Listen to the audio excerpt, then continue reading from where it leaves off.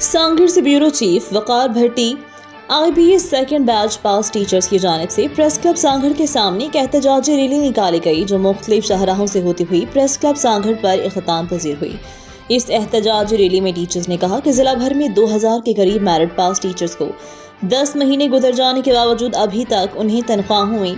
नहीं मिली, जिस पर सांगड़ प्रेस क्लब के सामने एहतजाजी मुजाहरा किया गया है। महकमा तालीम के सेक्रेटरी और महकमा फाइनेंस से मुतालबा करते हैं कि सिंध भर में सबकी तनख्वाहें हो चुकी, मगर हमारे साथ सुतीली माँ जैसा सलूक किया जा रहा है, जिस पर हम आज मजबूर होकर रोडों पर निकले हैं। हमारा मुतालबा है कि हमारी जल्द अज जल्द तनख्वाहों को रिलीज किया जाए और मुलाजमीन में फैली हुई बेचैनी को दूर किया जाए।